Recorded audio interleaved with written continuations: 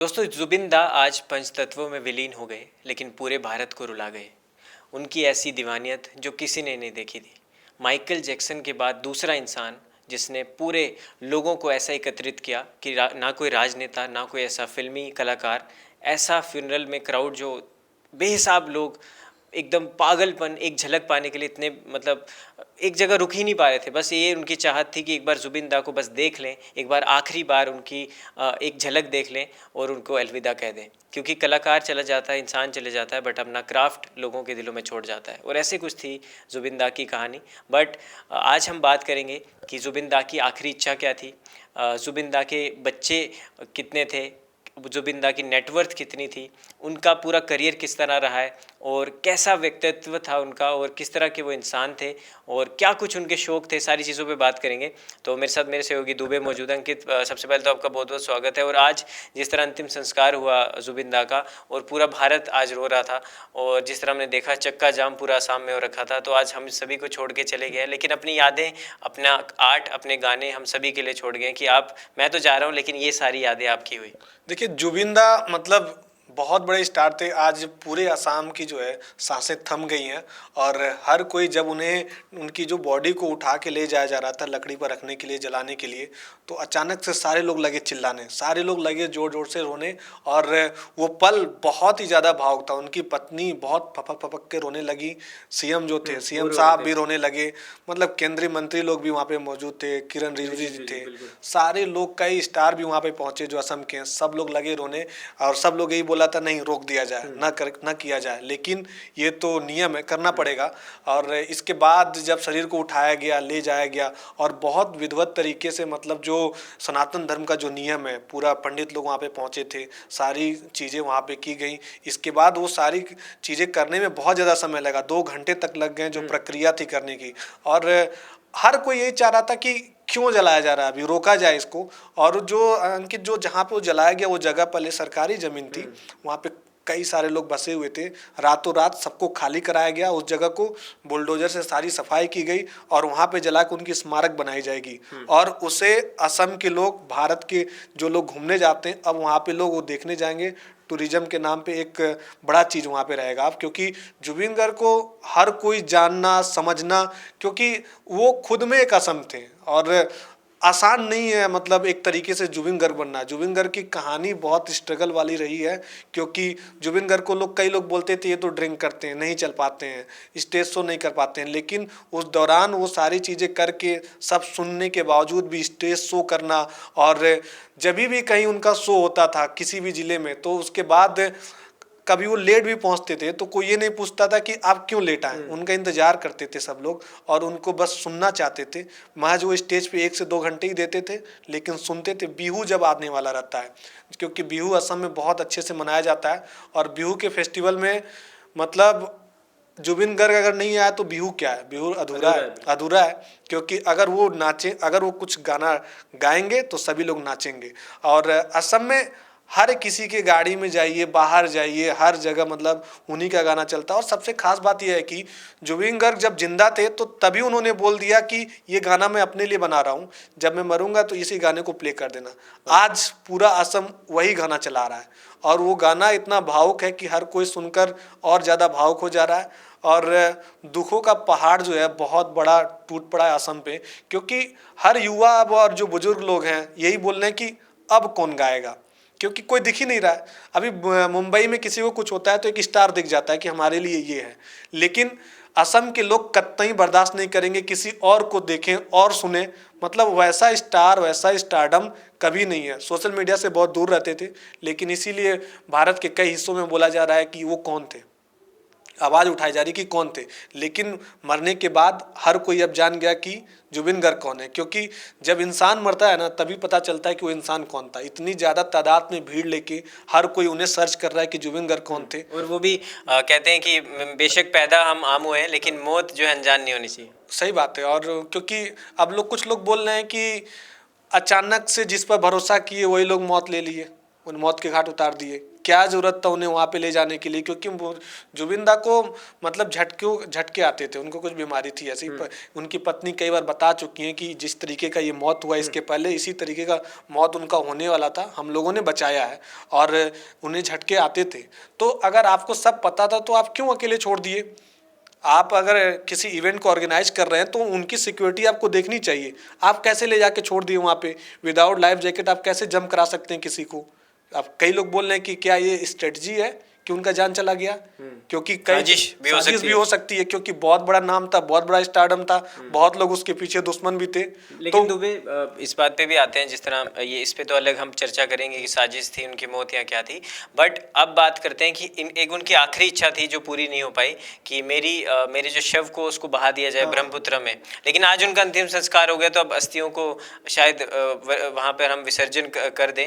लेकिन क्या अब जो उनका इस सपना था, आखिरी ख्वाहिश थी, वो भी पूरी नहीं हो पाई? इस पे क्या कहना चाहिए? वो मतलब इसलिए भी नहीं पूरी हो पाई क्योंकि जिस तरीके की भीड़ है, और किसी के जैसे सनातन धर्म में, क्योंकि एक स्टार है, स्टार कुछ भी बोल सकता है, वो कुछ भी बोल सकता है कि स्टार है, क्योंकि वो चाहेगा कि हमको इसी तरीके से दहला दिया जाए, क्योंकि सनातन धर्म में एक नियम है, और उस जगह पे अगर आप उनको दहला दिया जाता है तो फिर लोग कहाँ जाके देखेंगे किसको? एक स्मारक बनाया जाएगा, बॉडी का मिसयूज भी कुछ मिसयूज हो सकता है, कई लोग हो सकता है कूद जाए बॉडी के लिए, कई सारी दिक्कतें आ सकती हैं।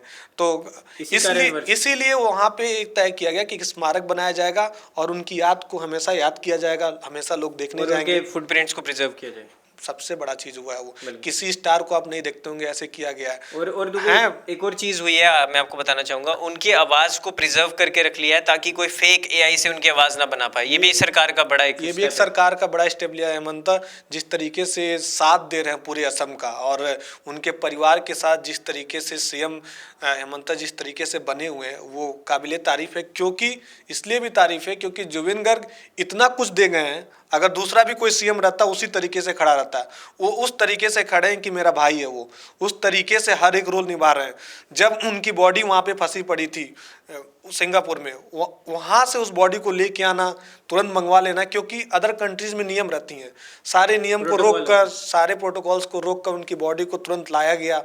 तो इस तरीके का, और देखिए मतलब जितनी भीड़ हुई, असम में कहीं पे भी आपको एक दंगा नहीं सुनेंगे कि किसी का डेड हो गया, कुछ दिक्कत हो गया, कुछ नहीं, क्योंकि ये प्यार है, लोग एक दूसरे के साथ मिल के चल रहे हैं, यूनिटी दिखा रहे हैं कि यही हमारा कल्चर है। क्योंकि असम के लोग कल्चर को बहुत ज़्यादा बढ़ावा देते हैं, डांस हो गया, सिंगिंग हो गया, वहाँ के लोग इसके दीवाने होते हैं और दिल के बहुत साफ होते हैं, तो इसलिए ऐसी चीज़ों को वो तवज्जो देते हैं और ऐसी चीज़ों को बहुत आगे बढ़ाते हैं। आखिर में कुछ सवाल हो रहा है दुबे आपसे कि मैं आर्टिकल में पढ़ रहा था कि जुबिन के कोई उनके खुद की संतान नहीं थी, लेकिन उन्होंने उसके अलावा 15 बच्चों को गोद लिया था, जो कि अनाथ बच्चे थे, जो कि अपनी एजुकेशन को अफोर्ड नहीं कर सकते थे, जिनके सिर पे कोई साया नहीं था। तो उनको बाप का जो रोल है वहाँ पे वो निभाते हुए नजर आए थे। लेकिन अब उनके जाने के बाद उनको भी गहरा सदमा लगा उन बच्चों को। हाँ, उन बच्चों को अब बहुत ज़्यादा सदमा लगेगा। सदमा और ज़्यादा लगता जब उनकी पत्नी नहीं रहती। उनकी पत्नी है, अब पत्नी उनकी लेगेसी को जो पीछे रह गया है, जो परिवार छोड़ के गए हैं एनजीओ को, माँ बनकर वो रोल निभाएंगी। अब इन्हीं में वो सारा अपना जीवन बिताएंगी, क्योंकि उनका एक सपना था एनजीओ को और बड़ा करना, बच्चों को जोड़ना, हर जिले से जोड़ना, और वो जोड़ते रहते हैं। और वो हमेशा उस साइड खड़े रहते थे जहाँ किसी का हेल्प नहीं पहुँच रहा है गवर्नमेंट का, वहाँ पे वो खड़े रहते थे। जुबिन वहाँ पे पहुँच के लोगों का हेल्प करते थे। कई सारे एनजीओ उन्होंने तैयार किया, कई सारे बच्चों को गोद लिया, कई सारे इवन असम में कई सारे गांवों को गोद लिया उन्होंने, जिसका हमेशा पैसा देते हैं, डोनेट करते हैं। और हेमंता तो कई बार उनकी तारीफ कर चुके हैं। और अंकित, आप भी देखे होंगे, जुबिन दा खुद बोल चुके हैं ये बात कि मेरे घर में 10-20 लोग खाते रहते हैं, मैं नहीं खाता हूँ, उनको खिलाता हूँ पहले बैठकर। तो ये उनका व्यक्तित्व है और व्यक्तित्व के धनी है वो। बिल्कुल। और ना सिर्फ इंसान, जानवर भी उनको बहुत प्रिय थे। उनके पास जिस तरह इतने सारे पेट्स थे, तो वो भी रो रहे थे। हमने देखा एक उनका जो डॉग है वो आया था श्रद्धांजलि देने, और वो भी सिसक के रो रहा था कि उसके पिता चले गए, उसका जो हीरो था वो चले गया। क्योंकि उसके साथ वो हमेशा खेलते थे। जब भी स्टूडियो से अपने आते थे, नीचे जाते थे, गार्डन एरिया में जाते थे, तो अपने चारों कुत्तों को लेके जाते, तो उसके साथ खेलते थे। अब कौन खेलेगा? अधूरा रह गया उनका भी सफ़र। और वो इसलिए लाया गया क्योंकि वहाँ के लोग ये बताया कि वो बहुत ज़्यादा, घर वाले बोले कि बहुत ज़्यादा भावुक हो गए, वो कुछ खा पी नहीं रहे थे, किनारे जाके बैठ गए थे, क्योंकि उन्हें पता चल जाता है, उनके पास सेंस ज़्यादा रहता है कुत्तों के पास। तो उसको लाया गया और वहाँ पे वो आके कोई भी वैसी एक्टिविटी नहीं की, बस देख रहे थे चुपचाप ये क्या हो गया कैसे हो गया, वो फील किए उस चीज़ों को। तो ये लगाव था जानवर के प्रति भी उनका बहुत अच्छा। और अंकित, एक समय की बात है, सन 2002 में हुआ था, उनकी एक सिस्टर थी, उनका नाम जोंकी था। वो लोग प्रोग्राम करने जा रहे थे, बहुत प्यारी थी जोंकी, और सिंगर थी, आर्टिस्ट थी, बहुत नाम था उनका, 18 साल की थी। और उनका उस समय 2002 में जुबिन का डेथ हो जाता 2 मिनट के दौरान। उस गाड़ी में, जिस गाड़ी में जोंकी जा रही थी, 2 मिनट पहले जुबिन उस गाड़ी से उतर चुके थे, और उनकी बहन का डेथ हो गया वहाँ पे। उस समय जुबिन 2 मिनट के चलते बच गए थे, बस उसी गाड़ी में जुबिन भी बैठे थे। तो बहुत ही सुंदर उनकी जो बहन थी वो चली गई, जोंकी भी मर गई, क्योंकि अब मतलब किसी बाप के सामने किसी लड़की का, लड़के का जन्म डेथ हो जाए तो बहुत बड़ा नुकसान होता है। और उनके सामने जुबिन का डेथ हो गया, उनकी जो छोटी बहन थी उनका भी, लड़का लड़की दोनों मर गया। और वो बाप, मतलब आज तो सब लोग देख के विलक गए कि वो तड़प रहे थे बहुत ज़्यादा कि ये क्या हो जा रहा है, क्योंकि बहुत ही बुजुर्ग हो चुके हैं वो। दुबे, जिस तरह मैं बात करूं उनके बॉलीवुड करियर की भी, तो 2006 से लेके अब तक इतने सारे उन्होंने गाने दिए और बताया कि ये आवाज़ जो है ये आपको दोबारा आवाज़ नहीं मिल सकती। जिस फिल्म में गाना दिया वो फिल्म सुपरहिट हुई। और आज अगर मैं बात करूं तो अगर उनकी नेटवर्थ की, तो नेटवर्थ भी किसी मैं ये बॉलीवुड स्टार्स, कोई जो आम बॉलीवुड स्टार हैं, सुपरस्टार भी है, उससे बराबर की है, उससे कम नहीं होगी।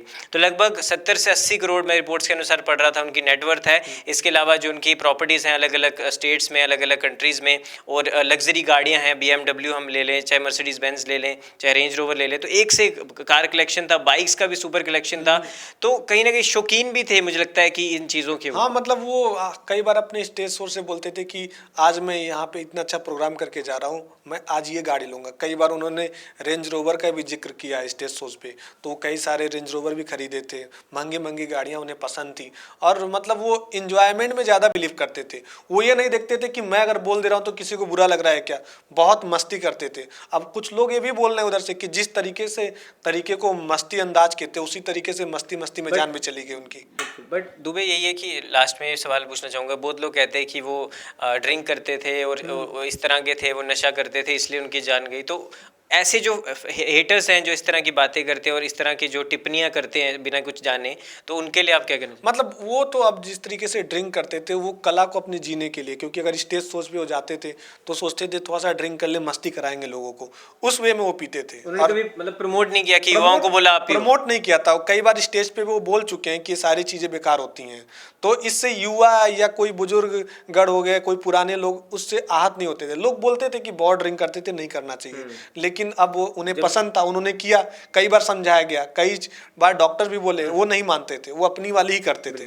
बट हम भी आपको यही हमारे माध्यम से कहना चाहेंगे कि शराब व नशे का सेवन करना गलत है। लास्ट में मैं ये कहना चाहता हूँ कि जुबिन दा बेशक चले गए हैं, लेकिन उनसे जुड़े किस्से हम आपके लिए लाते रहेंगे, उनसे जुड़ी कहानियाँ, उनसे जुड़ी ऐसी अनसुनी बातें जो आपने कभी नहीं सुनी होगी, आपके लिए लाते रहेंगे। बस आपको प्यार बरसाना है, जैसे ऑलरेडी आप हमारे वीडियोज़ को प्यार कर रहे हैं। हमारे चैनल को सब्सक्राइब कर दीजिए। और लास्ट में असम की जनता के लिए दुबे अपने अंदाज में कुछ कहिए।